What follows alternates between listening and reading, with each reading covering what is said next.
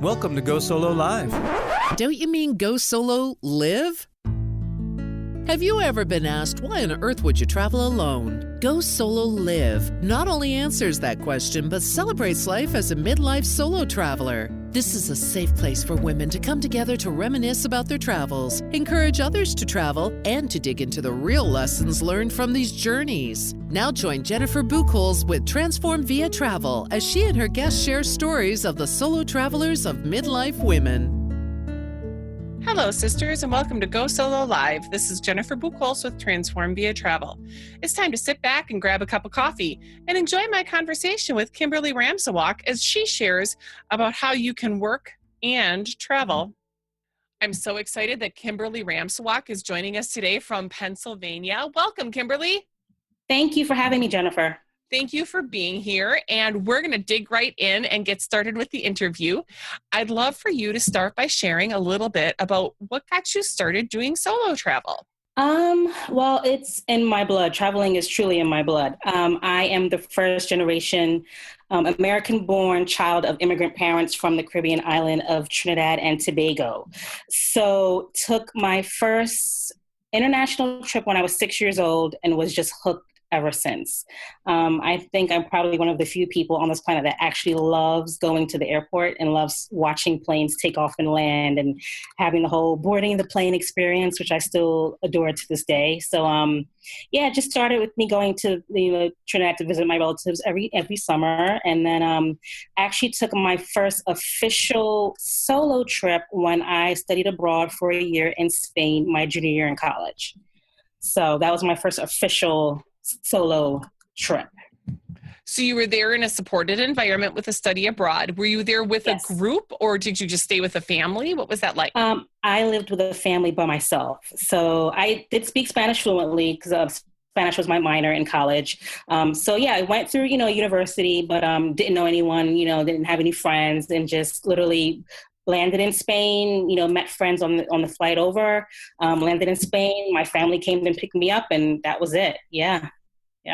That's fantastic. So I have worked with study abroad myself, and I am a huge proponent of that experience. What was your family's support like when you were deciding to do your study abroad? My personal family, they know I'm a travel addict. They've known that since I was little that I'm going to grow up and do something international, something travel related. She's not going to stay at home. I went away to college. So they knew I was the child that was never going to come back home, and I haven't been home since. I haven't been home back since. So they know that, I am a travel lover. They've always supported it. They've never really, thank God, never really had any issues with, you traveling solo, how are you going to manage? Are you going to be safe? They know I'm the type of person that has always been, a good, strong head on my shoulders, very confident. And I actually love being alone. Always loved traveling alone. Even though I am married and I have a child, I actually still prefer traveling alone. Never had any problems, thank God, from family and friends. That's awesome. And it's great. It sounds like, when you're laughing about your family, like not freaking out, because you're traveling solo, that is not the same experience for every person. So it's great that they were very supportive of that. Yeah. Very good. Yeah, I'm definitely blessed. So as you're at these formative years in Spain, what were a couple of the highlights and lessons? Highlights of my trip in Spain. That, especially living with the family, that we're a lot alike than we are different. The family was a single mother of two teenagers, so she had a son and a daughter. They didn't speak a lick of English. They actually had my own bedroom, like I was literally like the third child, had my own bedroom. And this is not the norm in study abroad family situations, I was told while I was there. I had my own room, beautiful bedroom. I was invited to family functions. The mother, my senora, her father was a really sort of renowned doctor. So he had really posh, lunches and teas at his apartment in the heart of Madrid. And I was invited, and I sat at the table and ate and helped with the senora cooked. And, and most, at least with my friends who were studying abroad with me, their setup was the student is, that's the student's quarters. They'll live away from the family, and me, I was invited in the kitchen. She's like, hey, this is your house. This is your kitchen. Come and go as you please. Like literally like I was one of her kids. So it was an excellent experience. And when I say, we're a lot more alike than we are different, and I will always forget to this day, the son's name was Coldo. And he had plastered Bob Marley pictures all over his room. And he knew every lyric of every Bob Marley song by heart and did not speak English. Isn't that great? He bonded through that. And not a lick of English, but he was singing it and it was on point, and he adored Bob Marley. And it was just so interesting to come all the way over to Europe and, find someone who had a passion for a singer from the Caribbean. Exactly. So, yeah, it was really interesting. That's so awesome. So you're done with school, you've finished, you've graduated. What came next for you? Doing what you're told to do, find a job. I found a job working. Well, my first job out of college was working at the Limited and Express. Yes. Folding clothes, putting my hard, bachelor's degree to work. And then, eventually, got into marketing. I did marketing for a textbook medical publishing company. And then I did marketing for a digital TV music producer for a digital cable TV, Music Choice. And then from there, just sitting in a cubicle, bored out of my mind, using my 2 weeks vacation every year to, take my trips to Miami or, AC or Las Vegas. But I, really always wanted to go back to Europe and do extensive international travel. But of course you can, because you only have 2 weeks vacation a year. Right. So, that was really killing me, about 5 years out of college, depressed, living at home, and really wanting to see the world. So I applied to an international graduate program where I would split my time. I would get my MBA, but I would split my time between 6 months in Japan and 6 months in Italy. So, I was like, this is my ticket to, to live in Japan and Italy for a year. I could escape, having to come back to work and be in a cubicle. And, the only problem was my application was rejected because of my GMAT scores. Oh, low standardized test scores. And, bummer. Yeah. So, I really remember sitting down and saying to myself, I have to get into this program because this is my ticket to, international lifestyle and just getting out of Philadelphia, where I'm born and raised. And, so much so that I went to schedule a meeting with the director of the program, the international MBA program. And, to plead my case and say, I'm passionate about tourism. I'm a great student. I'm just not a great test taker, plead my case. And he was like, no. Good luck with that. But wow. He did something that sort of changed the trajectory of my life and my career. He's like, you love to travel. You're very passionate. You came to talk to me. Why don't you consider looking into the tourism degree here at the school? And I said, okay.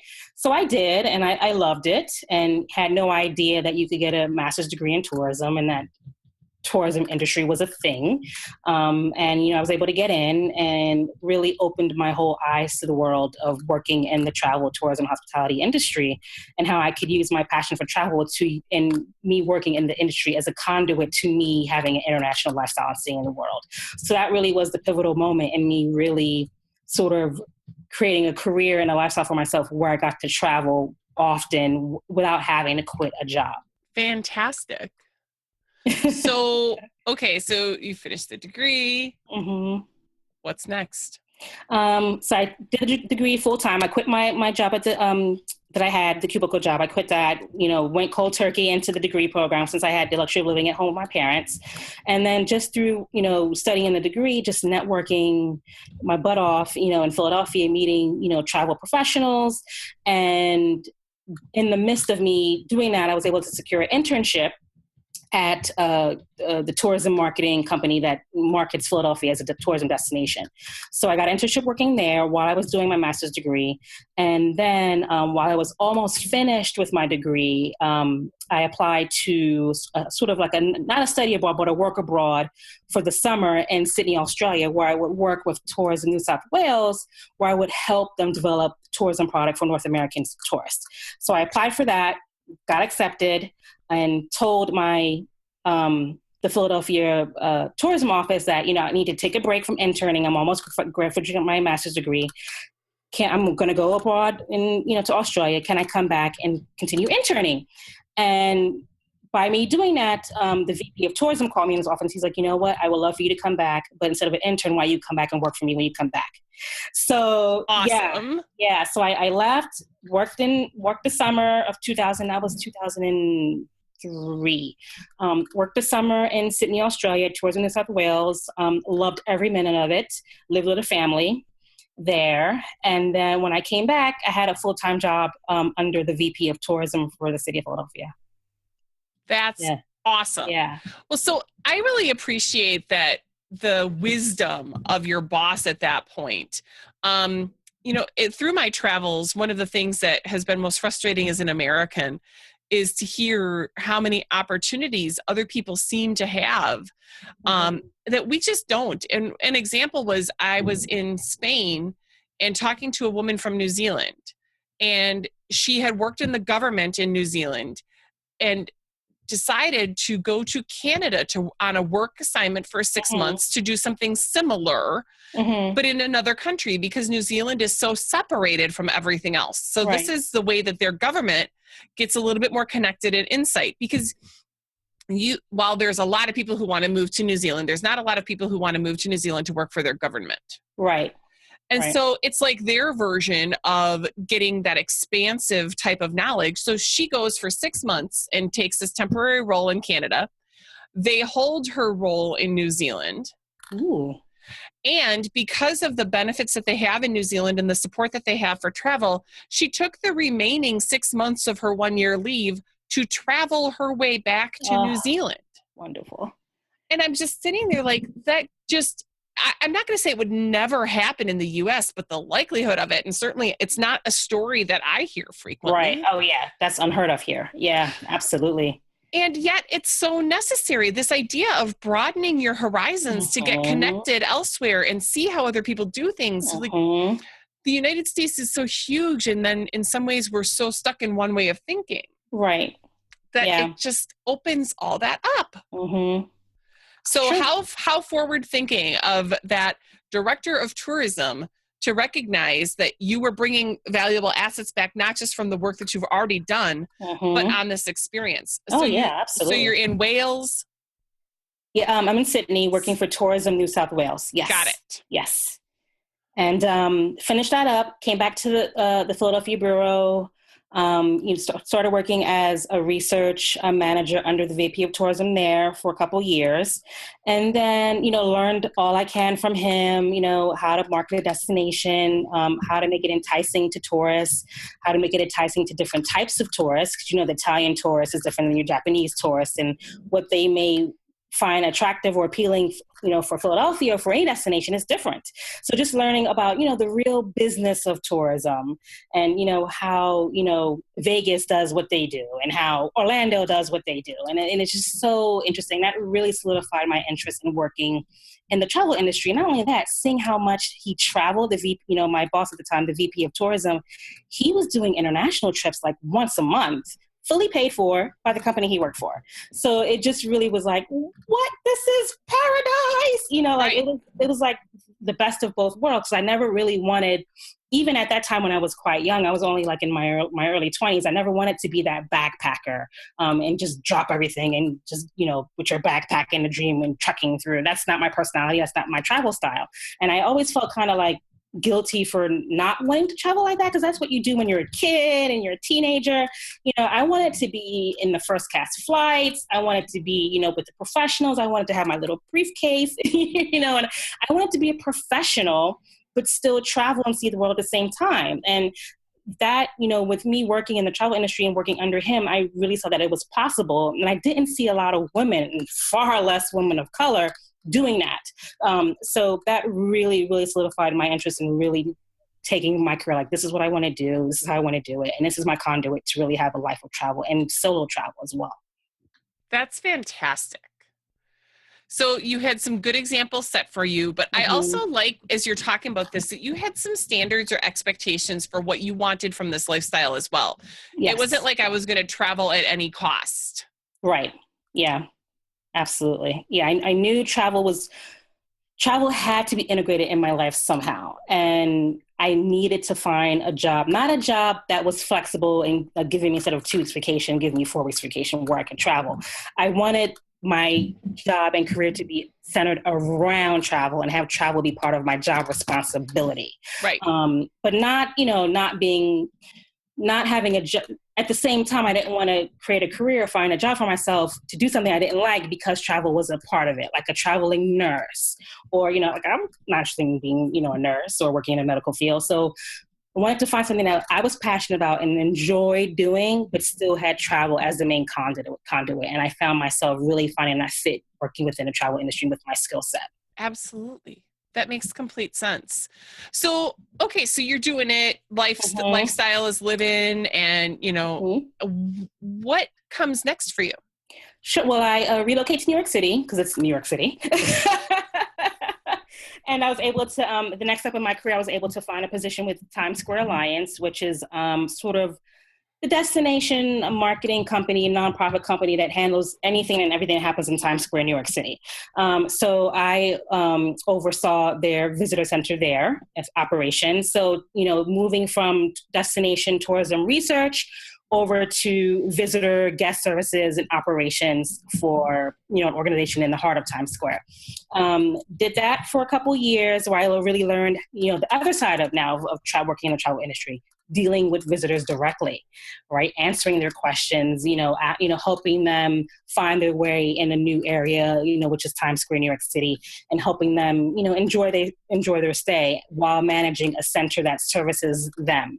So learned the other side of tourism, did that for a couple of years, and then just through networking, was able to land a gig teaching at NYU, teaching a non-credit course in careers in travel and tourism hospitality. So was teaching that while I was in Times Square, and then through networking with NYU and meeting other faculty and just people, was able to find my next position at Macy's, which was working in tourism marketing and development. So basically, I was tasked with marketing Macy's, the department store, to international and domestic tourists worldwide. Because when you think about it, when you travel, what do? You like to eat and shop. So, right? I know I do. I'm going to take the eating. I'm not as much of a shopper, but definitely the eating. Right. So, so really, the goal was to, when international and domestic tourists travel, and when they travel to those key cities here in the United States, we want them to come to Macy's versus any other place, not just a competitor to Bloomingdale's or H&M, but also, we see any other place that vies for your time and money. We want you to spend your time and money in our Macy's store. So really turning the stores into a destination, an attraction for the visitor. So I left Times Square to do that. And I was there for 7 years while doing a lot of adjunct teaching at the same time at different universities and colleges throughout Philadelphia, New York, and New Jersey.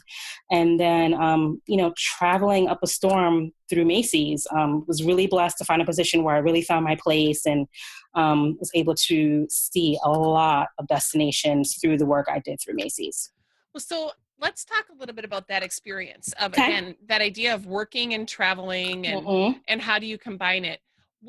And what I like about what you've shared so far, Kimberly, is that you have this really authentic way of like, I'm not trying to just get somewhere to say I stepped a foot in that place and, and then just sit there working the whole time. But how did you create balance when you were working for an organization such as Macy's?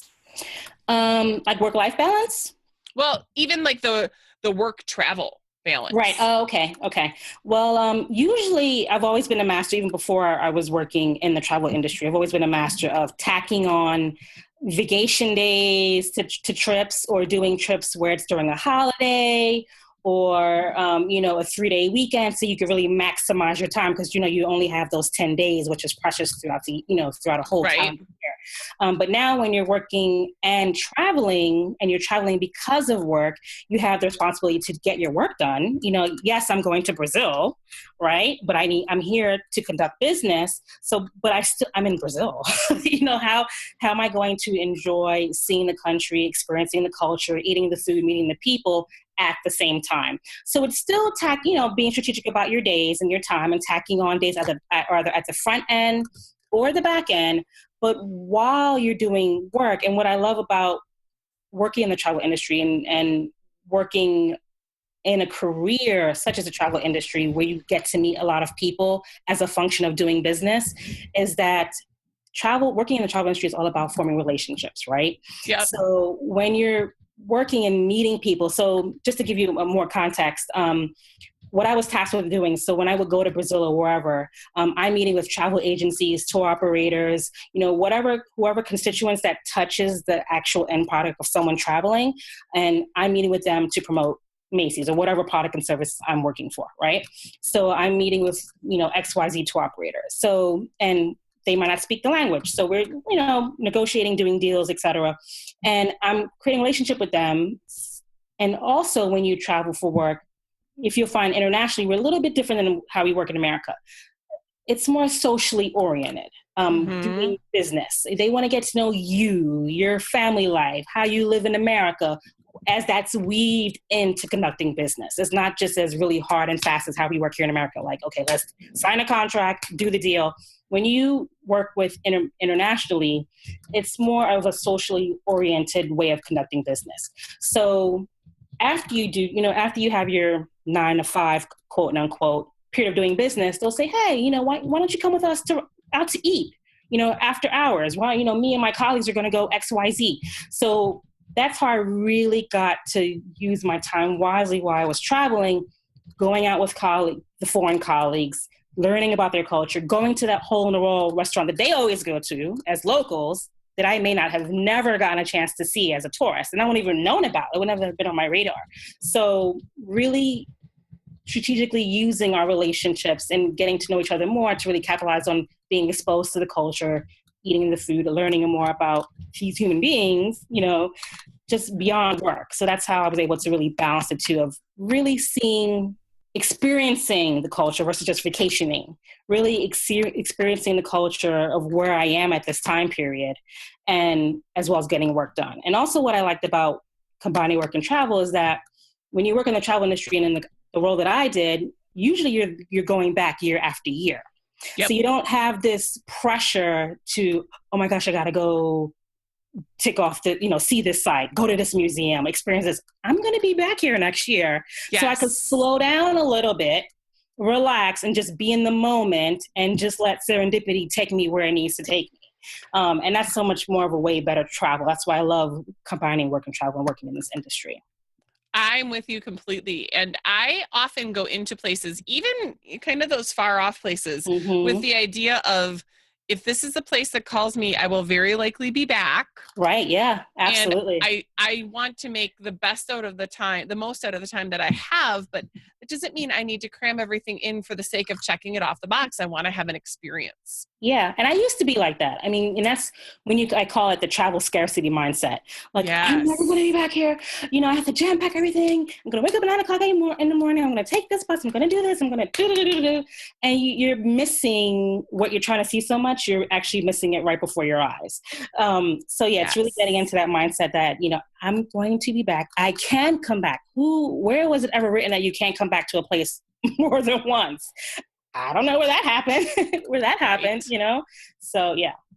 Absolutely. No, that's really great. Yeah. Well, so, we're going to fast forward, because one of the things that you and I talked about off air was that you're married, you have a child, and travel is still an important part of your lifestyle.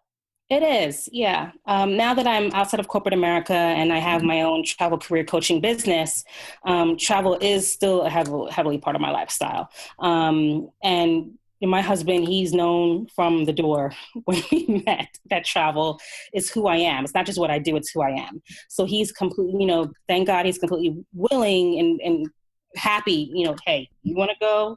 Go. And he's, he's the type of person that he loves to travel, but he's not a travel seeker, if that makes sense. Yeah. Like I say, we're going here next month and I'm planning it and he just needs to show up. He's going to have a fun on the trip. But if I don't bring it up, he'll never go. And he's fine with that also. So yeah, so he's good. And, my son is 4 and, Haven't traveled with him internationally yet. I need to get his passport because, working on his passport. But I do plan on really taking him on a lot of trips because I want him to be raised how I was, getting on that plane when you're 6 and, being the whole excitement of it. He's been on a plane, like Florida and stuff like that, which he absolutely loves, but definitely want to take him abroad. That's awesome. So what does having a family mean for your own travel lifestyle? It's just a new way to experience the world, I find, especially, going places that I've already been through business trips and taking my husband in the past and seeing how he sees things and his perspective on it. And, we have a lot of conversations on, just culture and how people do things. It's so much fun. It's so much fun. And I really can't wait till my son gets a little bit older for us to really go on some extensive international trips. But just because, you have a family, a spouse, and a son, shouldn't stop you from traveling. Nor should it stop you from traveling solo either. And, and I'm also a proponent, it doesn't have to be either or. And what really, is a sort of a sticking point for me is that everyone views travel as an either or. Mm-hmm. Either I work or I travel.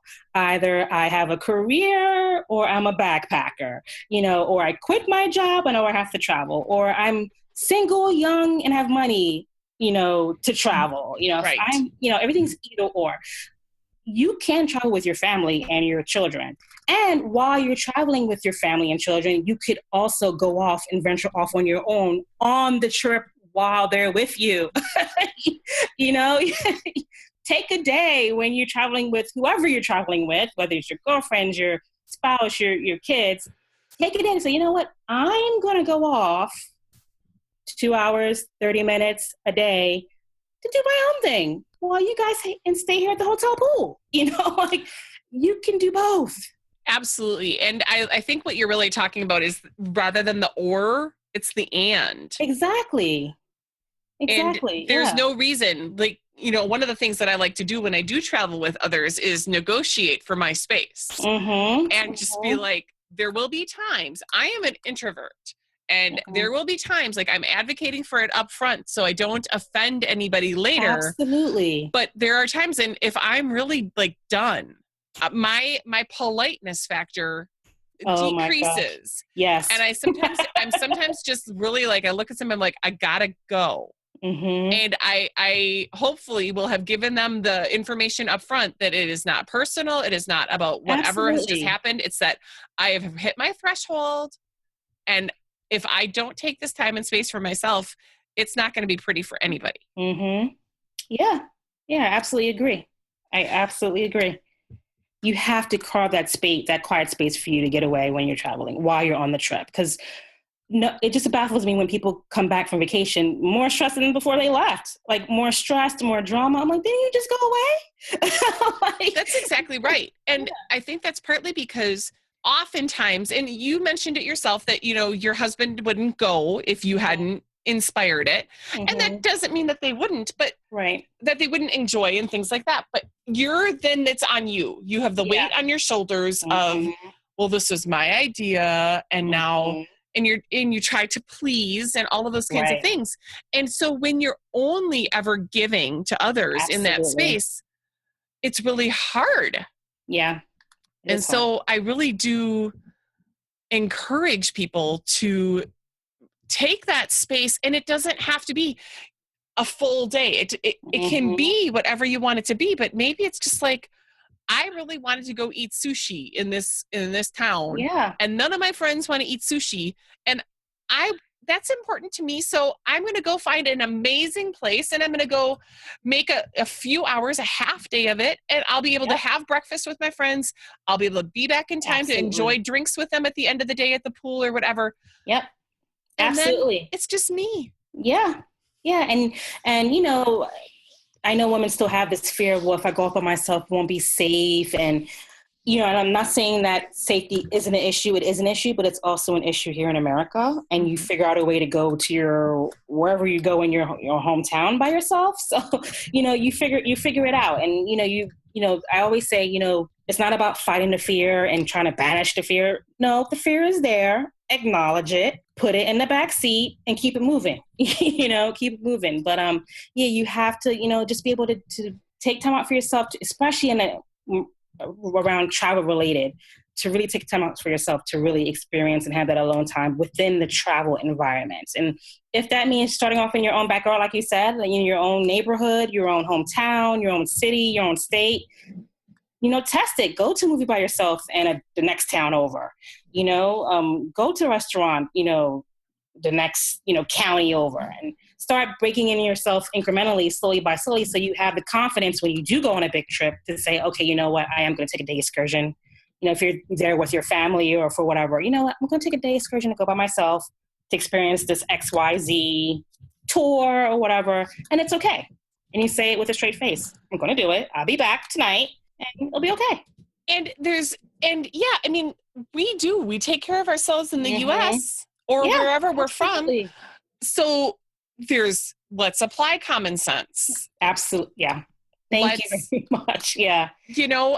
And it cracks me up sometimes. Like, that's one of the reasons why I encourage people to do their own version of baby steps of solo travel, going to dinner alone, going to a movie alone, going on a road trip that's not too far away, things like that, because you gain confidence. Yes. But when I talk to people and they're like, yup, I just booked my trip to Paris for my first solo trip. And I'm like, that sounds phenomenal. Do you speak French?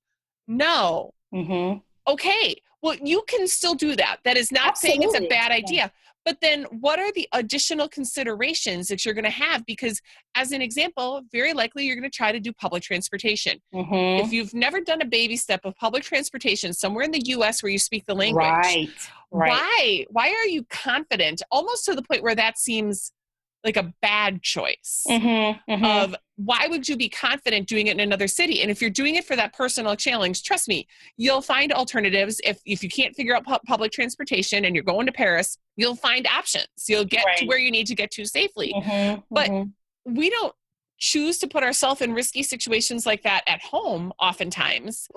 Why does it make sense while I'm traveling? And there's this sense, I don't want people to be fearless, right? But I want them to have an appropriate awareness. Yes. Of common sense things. Common sense, yeah. Yep. And so you can create whatever your plan or backup plan is. Yeah. And then you can be more carefree. Absolutely. Because you have a plan. Yeah. I think the reason why there's so much focus and communication and story around fear of, especially when it relates to female solo traveling, is that we forget about common sense. You wouldn't do this in America, so why are you putting the weight on your shoulders of doing this in a foreign country? You haven't even gone over to do it yet. You're still in America. You're so fearful of it. Just think about how you would approach it here. Okay, you want to travel? Wonderful. Okay. I think one of my top safety tips is when I travel by myself, when I go to a hotel, the first thing I get from the hotel concierge or the front desk is their business card. Every hotel has a business card. Put it in your wallet. If you're in your taxi, you don't know the language, and you're lost, point to the business card. You will always find your way back home, quote unquote. Like little things like this will make this whole rhetoric of fear around female solo travel sort of lessen and dissipate. Just common sense, people. You're not going to go down a dark alley in your neighborhood that you may be living in the suburbs. I don't care. If you're living in the suburbs of like Jersey, you're not going to be walking down the street midnight by yourself, walking your dog. Why would you think that it's appropriate for you to walk down midnight in a foreign country by yourself? Like, you know what I mean? Like, I've never been fearful, and I've been solo traveling all of my life, and I've never been fearful of anything because I have common sense. I have a good head on my shoulders. I stand back. I look like someone that can't be intimidated. And I know that's not easy for everyone, but walk how you would walk in America. Don't look like you're lost. Common sense, right? Don't look like you're lost. Don't look like you're alone. Don't look like you're at dismay or, could be easily taken advantage of. And those little tips will work wonders. And, people will, be more apt to help you. And, it's just, like you said, the key phrase, common sense. Absolutely. And, I think one of the things that is good is that we often feel a little bit freer when we travel. We may not be so inhibited. We may not be so weighed down, but there's a dark side to that as well. Oh, yeah, absolutely. And, again, I encourage and support women who want to let loose, have a plan. And if you're traveling solo, you really do need to be very careful. And what let loose means to one person means something entirely different to another person. Right. But I've encountered many females, and it doesn't always matter what age, who've been out traveling and who have, had way too much to drink. And getting home safely. I don't know if you noticed, there was a thing on Facebook with an Uber driver who said this woman, her two girlfriends just tried packing her in an Uber. She was too drunk, gave him the keys to her home and asked him to take her home. He refused. Smart man. And went on camera shortly thereafter, because so many things could have gone poorly. And he was a man of color, which does not help in that situation at all. And he had said he even offered to take the friends home with her so they could see her in safely and then back at no extra charge. And they were like, oh no, we don't want to miss the party. Correct. Yeah. And you can say, oh, well, my backup plan is to Uber home. Think about that. Yeah. And again, I want appropriate fear. I don't want this extreme, oh my goodness, woe is me, damsel in distress. Right. I want you to be appropriately aware so that you can appropriately react and you don't get caught off guard. But let's have a real backup plan. Yeah. Wow. Well, before we went on air, you and I were having a different conversation that I want to make sure that we capture before we're done recording today. So we were talking about a young woman who was in the audience on a popular television talk show. And she asked the host a question. Can you share a little bit more about that story? Sure. I was watching a popular talk show, and it came to the point, the Q&A, where the guest asked the host, just graduated from college, really excited. And, I'm thinking about taking the year off now that I'm successfully graduated to go and travel. What do you think? But, she didn't really say that she was getting pressure to stay or anything. She just said, she just weighing her options. And, the host, really literally said to her, no, I think you should get a job and start working and contributing, quote unquote, contributing to society. It's, you have this degree, it's time for you to get out and start working and putting your degree to use, basically, and that you would be wasting your time traveling, or that you could push travel off later, later down the line, because it'll be there later. And really, and you could kind of, I saw like the guest sort of like a look of, not disbelief, but like a little bit disappointment that was the advice that she received.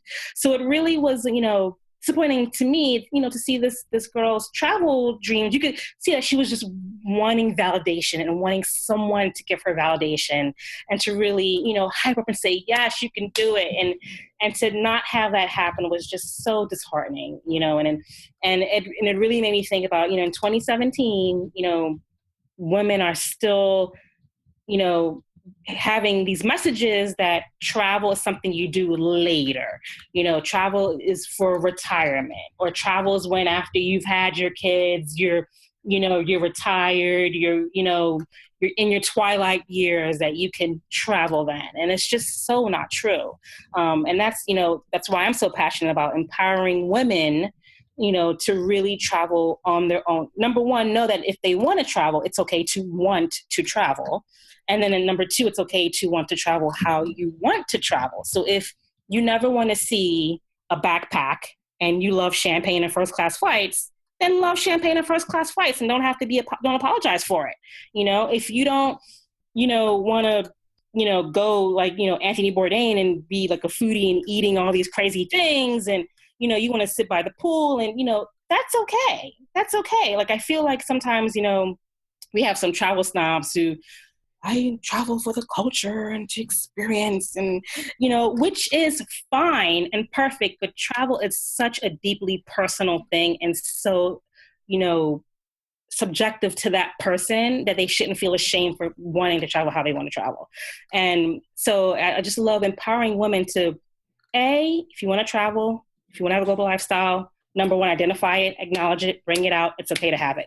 Number two, you don't have to sacrifice your career or work, which is my main platform, that you don't have to put your career dreams in holes to travel. You can combine it too. Absolutely. So, yeah. I really value that. And I was pretty shocked when we had that conversation earlier as well, that was the advice was, go pay your dues first and travel later. Right. And there is a way, to do both. There is a way to do both. And absolutely. I just, it's a shame especially that a role model. Stuff. Yeah, absolutely. Yeah. Sorry to cut you off, but it's just but you could go to Iceland now for like $350. Yep. I just thought so for the host to tell the guests to imply that you don't have the resources or the time, money is so not a factor anymore in travel. Not. It's just not a factor. It's not a factor anymore. If you want to travel, you can figure out a way, So yeah, it's very disheartening. But you know what? That's why we are here doing the work that we do to support and encourage women who are inspired to travel to just go do it. So a couple of things yet. I would love for you to share any parting thoughts of inspiration about travel. And then I want to make sure that people are aware of the work that you do and how to connect with you. Sure. Yes. Thanks, Jennifer. Well, I think, just to piggyback off, our conversation is just that if you have desire to travel, especially we as women, we are always left with the breadcrumbs. Like you say, we give.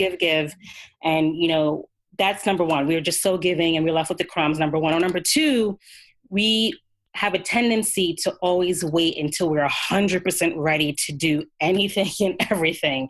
We may, in my, travel career coaching business, I see women, well, I don't want to apply for that travel job because I have no experience and I don't have, I don't know anything. Meanwhile, she has a PhD, she has 10, 15 years of experience. And even if she doesn't, you have a man on the other hand who has no experience. And he's like, yeah, I'm going to go in an interview. Very confident.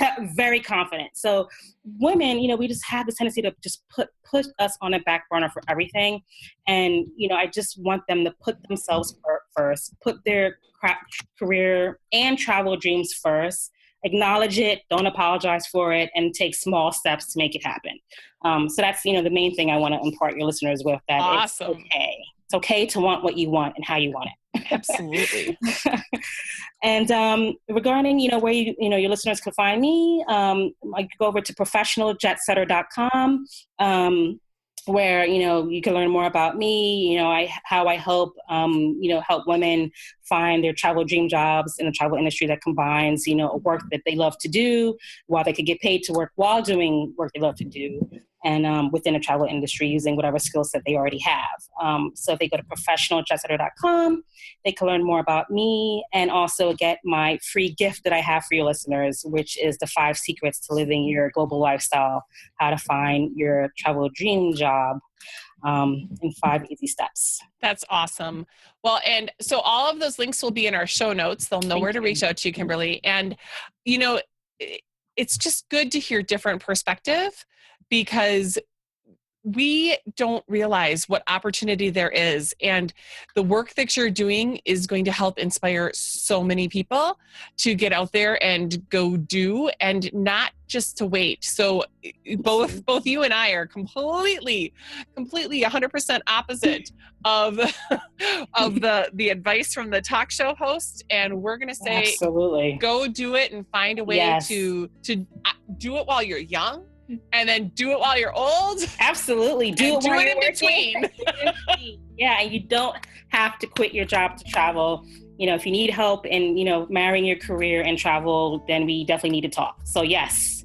Absolutely. Yes. Thanks again for your time today, Kimberly. It's been a pleasure. Thank you, Jennifer, for having me. I appreciate it.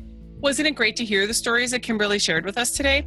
I think it's important to remember that you don't have to choose between travel and having a family. or travel and having a job. You can find ways to incorporate them all and live your best life. Well, we've reached the end of today's episode, but the conversation doesn't have to end there. Just go to www.transformviatravel.com to join our email list, or follow us on Facebook at Transform Via Travel, or we're on Twitter at Go Solo Live. If you found this interesting, please share with your friends and invite them to listen to Go Solo Live. If you have your own solo stories that you want to share, please reach out to me directly at Jennifer@transformviatravel.com. Until next time, remember, go solo, not alone.